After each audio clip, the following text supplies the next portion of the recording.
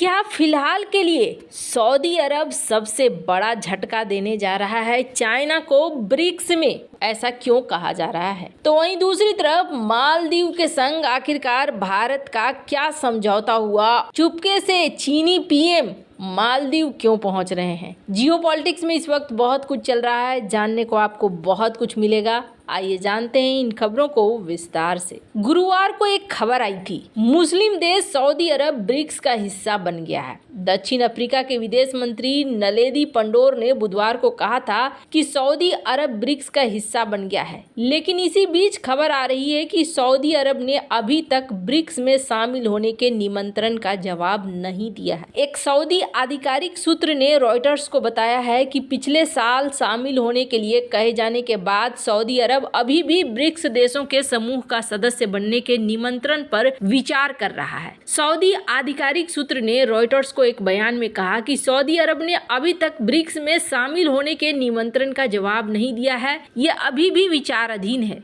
BRICS दुनिया भर की विकासशील अर्थव्यवस्थाओं का एक वैश्विक मंच है। कुछ 5 देश ब्राजील, रूस, भारत, चीन, साउथ अफ्रीका इसके सदस्य हैं। इसी साल से इसमें कुछ नए सदस्य भी जोड़े गए हैं। UAE, Egypt, Iran, Ethiopia BRICS का हिस्सा बन चुके हैं, लेकिन सऊदी अरब को लेकर अभी भी दुविधा की स्थिति बनी हुई है। ब्रिक्स ने पिछले साल Saudi Arab, UAE, Egypt, Iran, Argentina, Ethiopia को 1 जनवरी से इस वैश्विक मंच के साथ जुड़ने के लिए इन्विटेशन भेजा था। हालांकि इसके बाद अर्जेंटीना में सत्ता परिवर्तन हो गया। पूंजीवाद के समर्थक नेता और चीन विरोधी जेवियर माइली अर्जेंटीना के नए राष्ट्रपति बन गए। जेवियर माइली ने ब्रिक्स का हिस्सा बनने से इनकार कर दिया। सऊदी अरब के अर्थव्यवस्था मंत्री फैजल अली इब्राहिम ने पिछले महीने की शुरुआत में कहा था कि सऊदी अरब अभी भी इस मामले पर गौर कर रहा है। दरअसल सऊदी अरब इस चिंता में है कि चीन, रूस और अमेरिका के बीच जो जियोपॉलिटिकल टेंशन यानी कि भू राजनीतिक तनाव की स्थिति है, उसमें क्या रुख लिया जाए। ब्रिक्स ब्राजील, रूस, भारत, चीन और दक्षिण अफ्रीका से बना हुआ है। इसे G7 के प्रतिकार के रूप में देखा जाता है। दरअसल अभी भी सऊदी अरब नुकसान लाभ का आकलन कर रहा है, फिर निर्णय लेगा कि वो ब्रिक्स का हिस्सा बने या न बने। सऊदी के इस ग्रुप में जुड़ने से ब्रिक्स को आर्थिक मजबूती मिलेगी। ये ग्लोबल साउथ का चैंपियन बनने की अपनी घोषित महत्वाकांक्षा को भी बढ़ा सकता है, जिससे विश्व व्यवस्था में फेरबदल करने में मदद मिलेगी। हालांकि पश्चिम एशिया में हमास इजराइल युद्ध शुरू होने के बाद स्थिति बदल चुकी है।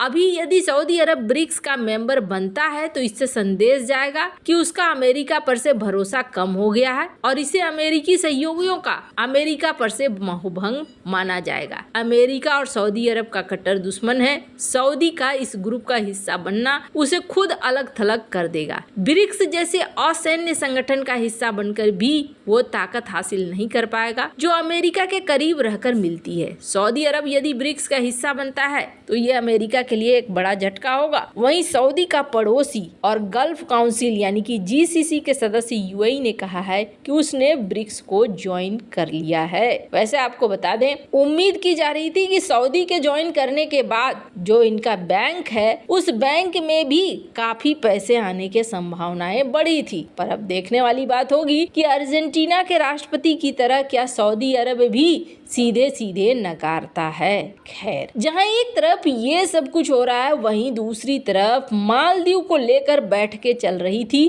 तो आखिरकार क्या समझौता हुआ है? भारतीय सैनिकों को निकालने को लेकर सहमति बन गई है। दोनों देश एक ऐसे समाधान पर पहुंचे हैं जहां न तो किसी की हार है न तो किसी की जीत है। लेकिन इस समझौते के बाद कहा जा सकता है कि राष्ट्रपति मोहम्मद मुइज़ मालदीव से भारत को बाहर निकालने में कामयाब नहीं हो पाए। भारत और मालदीव ने मई तक विमान के संचालन और रख रखाव करने वाले सभी भारतीय सैन्य कर्मियों को हटाकर हिंद महासागर द्वीप समूह में 3 विमानन प्लेटफॉर्म के संचालन के लिए पारस्परिक रूप से व्यवहारिक समाधान ढूंढ लिया है। नई दिल्ली में मालदीव के अधिकारियों के साथ एक हाई लेवल बैठक के बाद दोनों देश इस सहमति पर पहुंचे हैं कि भारतीय सैनिकों की जगह भारत के सिविल कर्मचारी अब मालदीव में तैनात होंगे। दरअसल भारतीय सैनिकों को द्वीप देश से बाहर निकालने के लिए एक समाधान तक पहुंचने के लिए दोनों देशों के बीच एक कमेटी का गठन किया गया था। दिल्ली में दूसरी बैठक के बाद भारतीय दूतावास ने कहा कि दोनों पक्षों ने समाधान निकाल लिया है। भारतीय विदेश मंत्रालय ने कहा कि मालदीव के लोगों को मानवीय और चिकित्सा सेवाएं प्रदान करने वाले भारतीय विमानन प्लेटफॉर्मों का लगातार संचालन होता रहेगा। विदेश मंत्रालय ने कहा कि बैठक के दौरान दोनों पक्षों ने चल रही विकास सहयोग परियोजनाओं के कार्यान्वयन में भी तेजी लाने सहित साझेदारी बढ़ाने के कदमों की पहचान करने की दिशा में द्विपक्षीय सहयोग से संबंधित व्यापक मुद्दों पर अपनी चर्चा जारी रखी है। पिछले महीने मालदीव के राष्ट्रपति मोहम्मद मुइज़ू ने भारत से 15 मार्च तक द्वीप राष्ट्र से अपने सभी सैन्य कर्मियों को वापस बुलाने को कहा था, लेकिन दिल्ली में हुई बैठक में उच्च स्तरीय कोर ग्रुप की अगली बैठक पारस्परिक रूप से सुविधाजनक तारीख पर माले में आयोजित करने में सहमति बनी है। मालदीव के विदेश मंत्रालय ने अपने बयान में कहा कि तय समझौते के तहत भारत अगले महीने के 10 तारीख यानी कि 10 मार्च तक 3 उड्डयन प्लेटफॉर्मों में से एक प्लेटफॉर्म से सैनिक हटा लेगा। बचे दोनों प्लेटफॉर्मों में से 10 मई 2024 तक भारतीय सैनिक हटा लिए जाएंगे। अब इज्जत वाला समझौता क्यों कहा जा रहा है? दरअसल मालदीव के राष्ट्रपति ने अपने चुनावी कैंपेन के दौरान प्रचार किया था कि अगर वो राष्ट्रपति बनते हैं तो मालदीव से भारत को बाहर निकाल देंगे, लेकिन उनकी गुप्त मंशा ये थी कि भारतीय सैनिकों की जगह वह चीनी सैनिकों की तैनाती करना चाहते थे। लेकिन भारत मोहम्मद मुइज़ू के इरादों से भली भांति वाकिफ था, लिहाजा जो समझौता हुआ है उसके तहत भारतीय सैनिक जरूर मालदीव से वापस आ जाएंगे, लेकिन उनकी जगह भारतीय सिविल कर्मचारी तैनात किए जाएंगे जो सैनिकों वाला काम करेंगे। यानी चीनी सैनिकों की मालदीव में तैनाती का मोहम्मद मुइज़ू का इरादा फेल हो गया है। मालदीव के राष्ट्रपति के भारत के सामने झुकने की सबसे बड़ी वजह है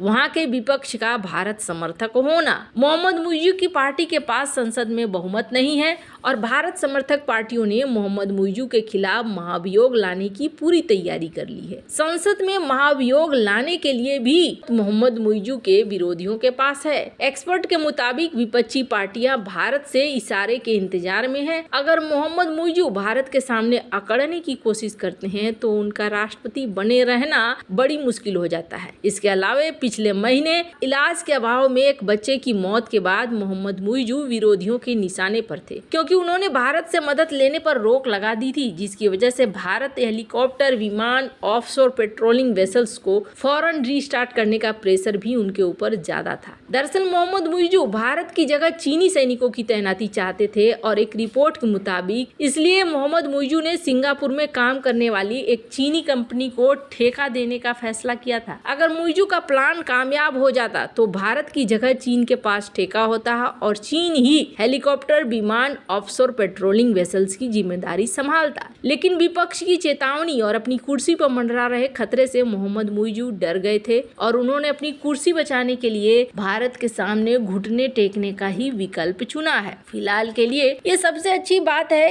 कि वहाँ के जो लोग हैं, मालदीव के लोग हैं, वो अपना सुरक्षा कर पाएंगे और ये कहीं ना कहीं बढ़िया है कि मालदीव सही फैसले इस वक्त ले रहा है। पर आपको बता दें, ऐसा नहीं है कि चाइना शांत बैठा हुआ है। स्क्रीन पर आप देख सकते हैं एक खबर, चाइना के पीएम पहुंच रहे हैं। अब ये यहाँ घूमने फिरने तो मालदीव नहीं ही पहुंच रहे हैं, कुछ न कुछ तो यहाँ पर बड़ा प्लान इनके दिमाग में पल ही रहा होगा। वैसे आपको क्या लगता है इन सब मामले में? आपकी क्या राय है? कमेंट कर जरूर बताएं। जल्द मिलते हैं अगले वीडियो में नई खबर के साथ।